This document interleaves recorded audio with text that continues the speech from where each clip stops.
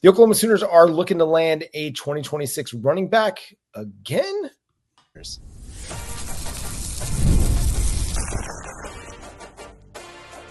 You are Locked On Sooners, your daily podcast on the Oklahoma Sooners. Part of the Locked On Podcast Network, your team every day. Thanks again for making Locked On Sooners your first listen every single day. Shout out to all the everydayers out there tuning in and subscribe to the show wherever you get your podcasts. We're part of the Locked On Podcast Network, your team every day. The Oklahoma Sooners are looking to land another big-time prospect, blue-chip prospect for the 2026 recruiting class, one Jonathan Hatton. He was actually the first player committed to Oklahoma's 2026 recruiting class when he pledged to the Sooners back in October of 2023. But amid a 6-7 season, he decommitted in December and reopened his recruitment. It looked like on Sunday night, things were trending back to the Sooners as Sam Spiegelman, Parker Thune, and Brandon Drum all issued Rivals future casts favoring the Oklahoma Sooners. Well, on Monday night, in a span of 24 hours, things flipped, and that went to Texas A&M as a number of analysts issued predictions favoring the Aggies. So, Jay, first of all, just talk about Jonathan Hatton, what you love about his game. First off, I'll say this, and I'm going to say this in a way that I hope you guys understand that I don't say these things lightly. He's legitimately about 6'1", 215 pounds. And based upon watching his huddle film and highlights, he legitimately looks like the closest thing I've seen since Adrian Peterson. He really is. He is that darn good. And he's the one player I want. I want him at running back. And John, as you mentioned, he was committed to Oklahoma because he's a really big DeMarco Murray guy. That's his dude, like his dude.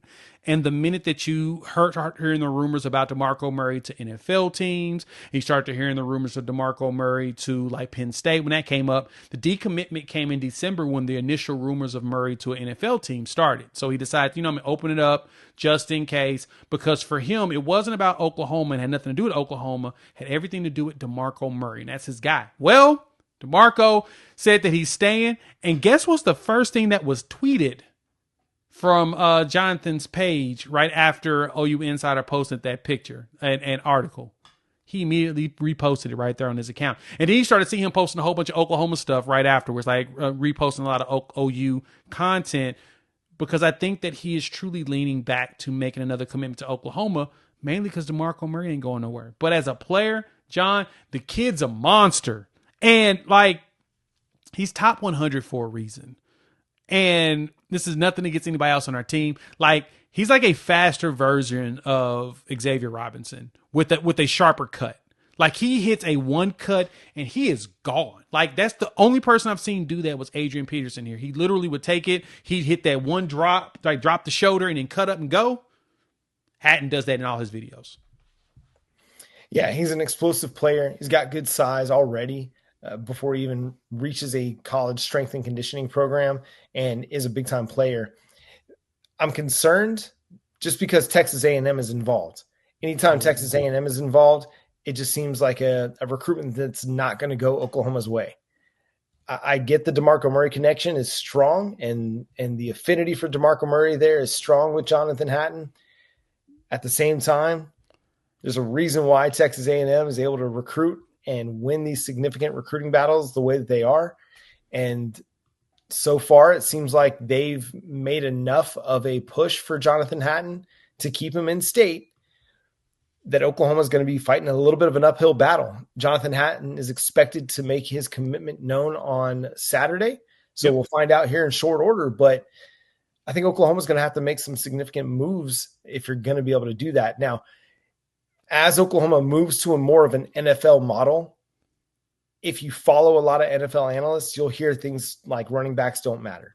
Well, in the collegiate game, that's not the case. At the NFL level, where you're seeing running back devalued a little bit, you're seeing, because the lifespan of running backs is so low, I think the average age of a running back has dropped significantly over the last decade and a half. And if you can get to 27, basically at 27 is when you start seeing running backs drop off because the workload has been so heavy. The wear and tear is so strong that they start to depreciate at a significant rate when they hit 27. That's not the case at the collegiate level. These kids are still very much in their running back prime, right? And this is the time where you can really throw a lot of resources at the running back position. So this is going to be one of those situations where, okay, they want to bring in an NFL model, quote unquote, as they look towards rev sharing and managing a salary cap. They bring in Jim Nagy. I think he's going to have a good understanding of what the running back impact can be at the collegiate level, that it still holds a lot of value where maybe it doesn't anymore at the NFL level. No, I 100% agree with you on that. And this is where Nagy comes heavy into play. He's going to be the one helping to evaluate and figure out who's the next person to go after. And so I really want us to get Jonathan Hatton. Figure it out. I don't care about any other running back in the class. No shade to any of the other ones. Hatton is the real deal. And he looks like the guy that immediately translate to the next level. And I know Oklahoma's got a lot of irons in the fire, from Caden Jones here in Oklahoma up there at Jinx, the son of Kewan Jones, who played at Oklahoma, to you've got Riley Moore. He was committed to Baylor and decommitted. That's another one that Oklahoma's looking at. Oklahoma's got some players, but the one dude that if I could say, and I'd be excited about Oklahoma getting their hands back on or getting back into the saddle, it's going to be our guy, Jonathan Hatton. Please figure this out, guys. Figure it out. Yeah, he's a consensus, top 10 running back in the class. I think he ranks as high as 5, according to one of the recruiting sites. Very much a top 75 player, according to, I want to say it was ESPN and maybe Rivals, On3 had him as a top 75 player in the 2026 recruiting class. So it'd be a big win for DeMarco Murray if he's able to land this commitment again and be able to lock up Jonathan Hatton on signing day. That'd be a big win for DeMarco Murray. He's recruited well, right? We got blue chip prospects. We got a 5-star in Taylor Tatum. It's a matter of getting him on campus, keeping him healthy, getting that offensive line right, developing this running back room. And there's a chance that Jonathan Hatton could be that next star for the Oklahoma Sooners. But who's going to be the star in 2025? Let's discuss the running back room coming up next here on Locked On Sooners.